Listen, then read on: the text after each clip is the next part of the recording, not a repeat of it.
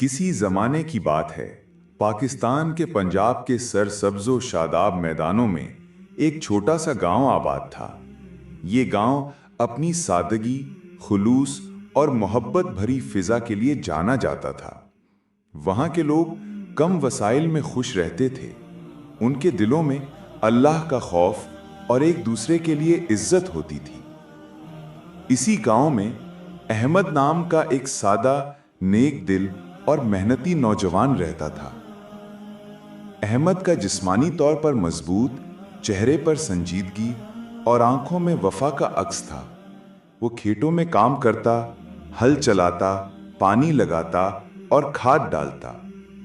उसकी रोजमर्रा की जिंदगी मशक्कत से भरपूर थी, लेकिन उसकी पेशानी पर कभी शिकवा ना आता।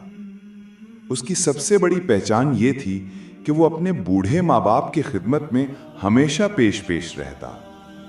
उसके वालिद हाजी बख्तियार अब उम्र रसीदा हो चुके थे।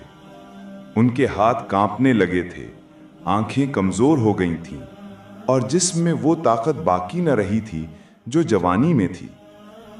अहमद की माँ खतीजा बीबी एक नरम गो और साबिर खातून थी, जो हर वक्त अल्लाह के जिक्र में मशगूल रहती। अहमद हर सुबह फज्र के वक्त उठता, वालिदैन के लिए पानी गर्म करता, माँ को दवा देता और वालिद को वुजू कराता। इसके बाद वो खेतों की तरफ निकल जाता। दिन भर धूप में पसीना बहाता, शाम को वापस आकर माँ के पांव दबाता और वालिद के लिए दूध और खाना तैयार करता। गांव के लोगों को अक्सर ये कहते सुना गया, अहमद जैसे बच्चे आजकल कहाँ मिलते हैं, ये तो वालिदैन के लिए जीता जागता साया है। अहमद इन बातों को सुनकर मुस्कुरा देता, लेकिन उसके दिल में आजिजी और शुक्रगुजारी थी। अहमद का एक मानना था, माँ बाप की रजा में ही रब की रजा है।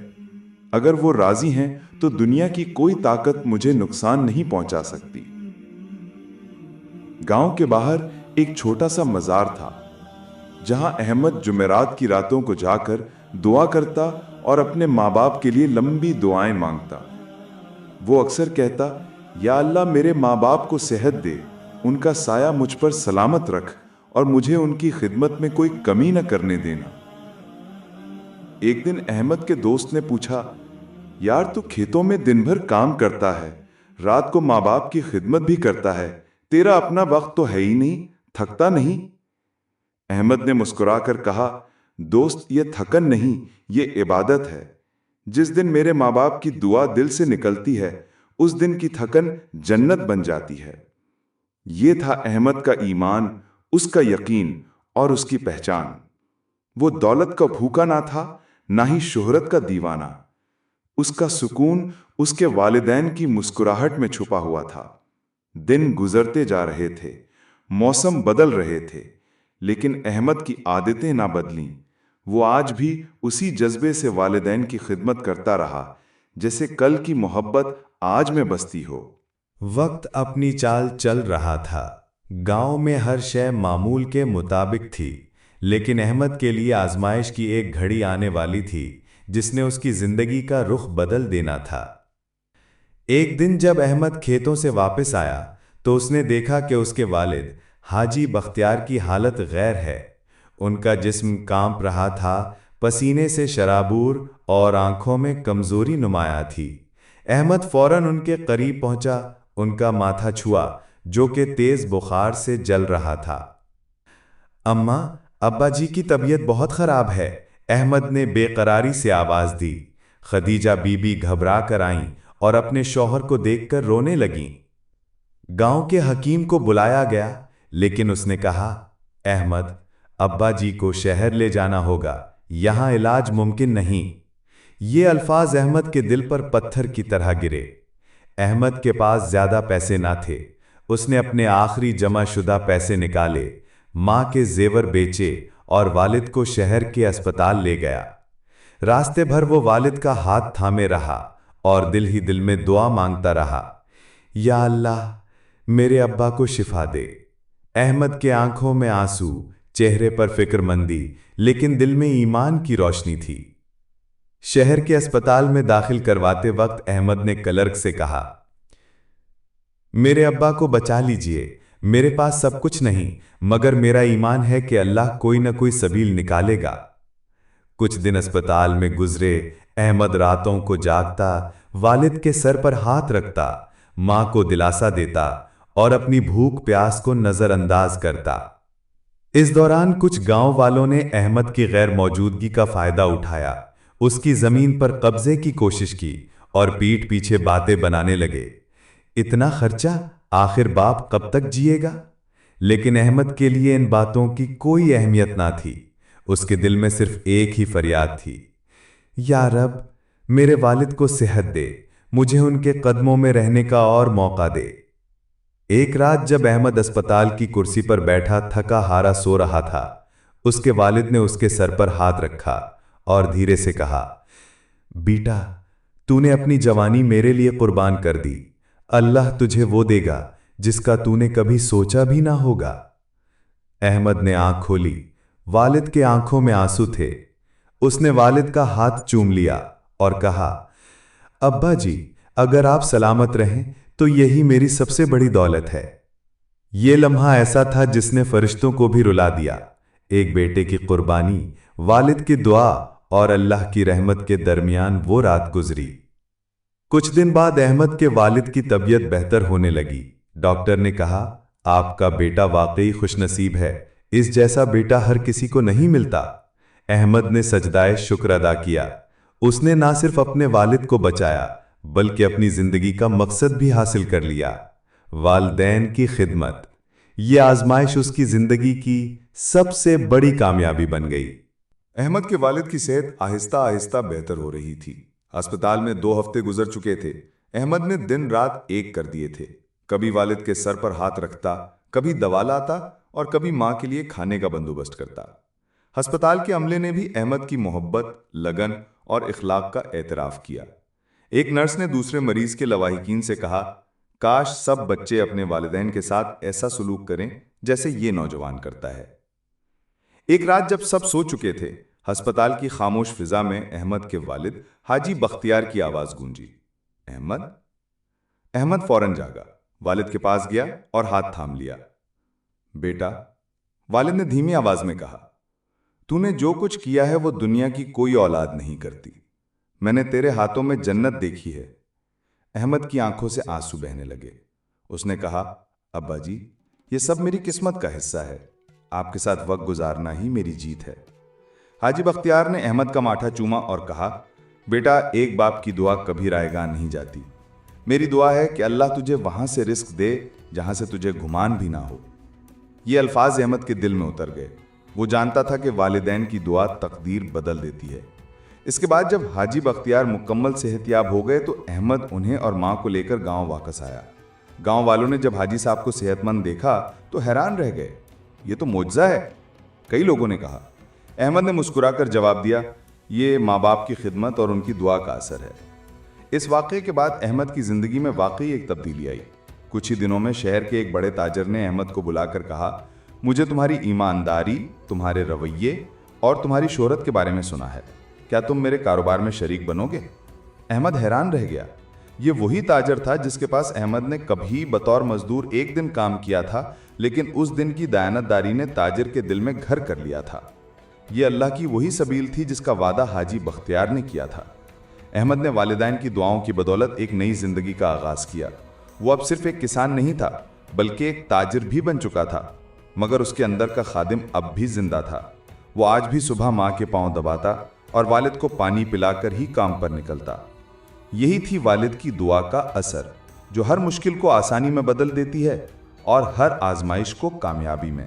अहमद की जिंदगी में नई बहार आ चुकी थी। वालिदैन की खिदमत और दुआओं का असर अब इसके हालात में नुमायां होने लगा था। जिस अहमद को कभी लोग सादा किसान समझते थे, वो अब एक दयानतदार ताजिर बन चुका था। शहर के इस ताजिर मिर्जा अशरफ ने अहमद को कारोबार में शामिल किया। अहमद ने जब पहली बार मिर्जा अशरफ के दफ्तर में कदम रखा तो इसके दिल में अजीब सी घबराहट थी। बेटा, تمہاری سچائی نے مجھے متاثر کیا ہے۔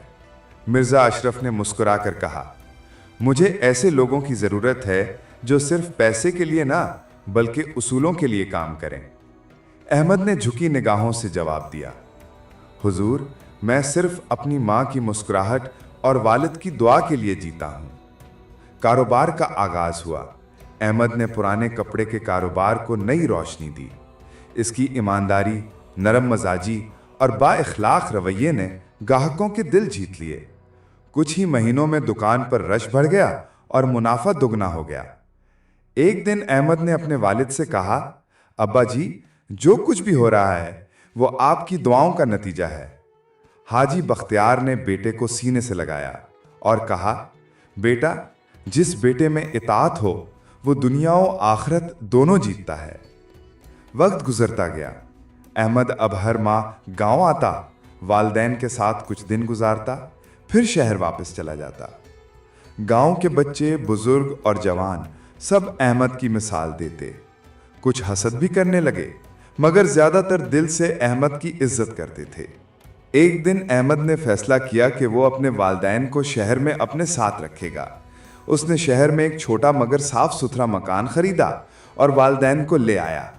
ماں نے آنکھوں میں آنسو لیے کہا، بیٹا، تم نے ہمارے لیے جنت جیسا گھر بنا دیا۔ احمد نے ہاتھ جوڑ کر کہا، اماں، آپ کی جنت میرے قدموں کے نیچے ہے، میں تو صرف اسے سجانے کی کوشش کر رہا ہوں۔ یہی تھا احمد کا انعام، دنیاوی کامیابی، والدین کی قربت اور دل کا سکون۔ وہ جان چکا تھا کہ جو والدین کی رضا میں جیتا ہے، اللہ اسے کبھی ہارنے نہیں دیتا۔ احمد کی زندگی ایک سنوارا ہوا خواب بنتی جا رہی تھی۔ اب وہ صرف ایک کامیاب تاجر ہی نہ رہا تھا، بلکہ وہ ایک مثالی بیٹا بھی بن چکا تھا۔ شہر میں جب لوگ اس کی دکان کے سامنے سے گزرتے تو رک کر کہتے، یہ وہی احمد ہے جس نے اپنے والدین کو عزت دی، اللہ نے اسے عزتوں سے نوازا۔ مگر احمد کا دل اب بھی اپنے گاؤں سے جڑا ہوا تھا۔ ایک دن اس نے والدین سے کہا، ابا جی، اماں جی، آئیے کچھ دن گاؤں چلتے ہیں۔ والدین نے خوشی سے فوراً ہاں کر دی۔ احمد نے ایک آرام دہ سواری کا بندوبست کیا اور سب گاؤں روانہ ہوئے۔ گاؤں پہنچنے پر جیسے فضا میں خوشبو بکھر گئی ہو۔ لوگوں نے احمد اور اس کے والدین کو دیکھ کر تالیاں بجائیں، بچے پھول لے کر آئے اور بزرگوں نے دعائیں دی۔ احمد، تو واقعی ماں باپ کا فخر ہے، ایک بزرگ نے کہا، ہم نے ایسے بیٹے بہت کم دیکھے ہیں۔ احمد نے جھک کر سلام کیا اور کہا، یہ سب میری ماں کی تربیت اور والد کی دعاؤں کا نتیجہ ہے۔ گاؤں کے لوگوں کے لیے یہ لمحے حیرت انگیز تھے۔ کچھ تو رشک میں چپ ہو گئے، لیکن زیادہ تر نے احمد کی کامیابی کو والدین کی خدمت سے جوڑ کر اپنی اولاد کو نصیحت کی۔ احمد کے والد حاجی بختیار نے گاؤں کے مدرسے میں جا کر بچوں کو نصیحت کی، بیٹو، ماں باپ کا خیال رکھو، ان کی دعائیں ہی تمہیں وہاں پہنچا سکتی ہیں جہاں تم خود کا تصور بھی نہیں کر سکتے۔ اس دوران احمد نے گاؤں میں ایک کنواں بنوایا، ایک غریب لڑکی کی شادی کروائی اور مسجد کے لیے پنکھے عطیہ کیے۔ احمد کے یہ کام صرف دکھاوے کے لیے نہ تھے، بلکہ دل کی گہرائیوں سے کیے گئے وہ اعمال تھے جن کا مقصد صرف رضا الہی تھا۔ شام کے وقت جب احمد اپنے والدین کے ساتھ کھیتوں کے کنارے بیٹھا تو اس کی ماں نے آسمان کی طرف دیکھ کر کہا، یا اللہ، شکر ہے تو نے ہمیں بیٹے کی خوشی دیکھنے کا موقع دیا۔ احمد نے ماں کا ہاتھ تھاما اور کہا، اماں، آپ کی یہ دعا ہی میری اصل دولت ہے۔ یہ واپسی کا سفر صرف جسمانی نہ تھا، بلکہ روحانی سکون کا سفر تھا۔ یہ اس بات کی گواہی تھی کہ دنیاوی کامیابی اس وقت مکمل ہوتی ہے جب اس میں والدین کی رضا شامل ہو۔ احمد کے والدین اب بوڑھے ہو چکے تھے، لیکن ان کے دل مطمئن تھے۔ وہ جانتے تھے کہ ان کا بیٹا نہ صرف دنیا میں کامیاب ہے بلکہ دین میں بھی سرخرو ہے۔ ایک دن حاجی بختیار نے احمد کو پاس بٹھایا، کمر کے نیچے تکیا، ہاتھ کانپتے اور آنکھوں میں روشنی مدھم۔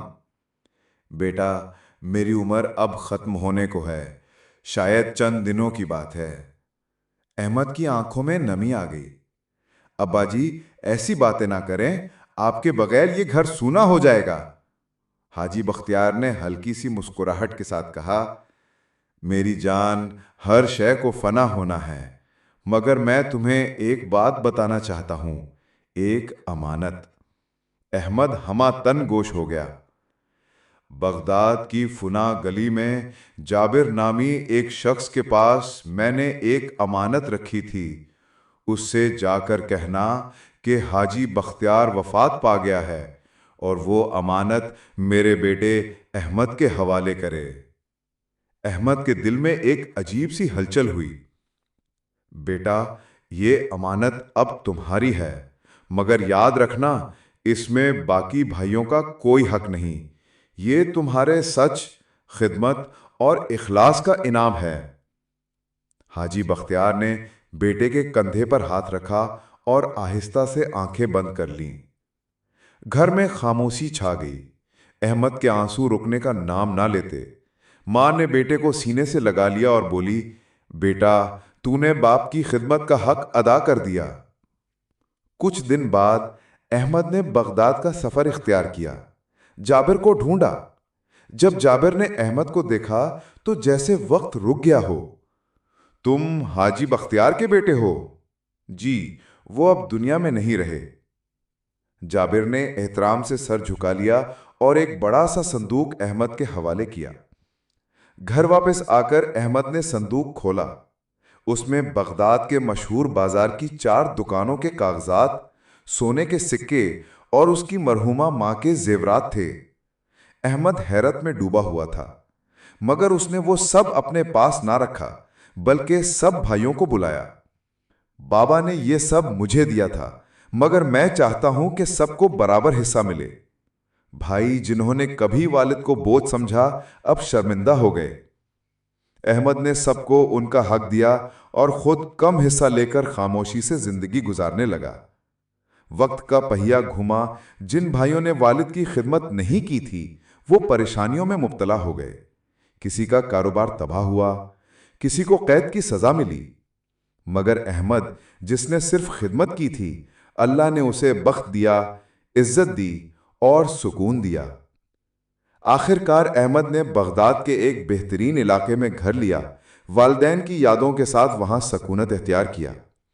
اکثر اس کی آنکھیں آسمان کی طرف اٹھتیں اور وہ کہتا، یا اللہ، والدین کی دعاؤں نے مجھے زندگی کا امیر بنا دیا، لیکن ان کی کمی نے دل کو ہمیشہ غریب رکھا۔ یہی تھا والدین کی خدمت کا انعام۔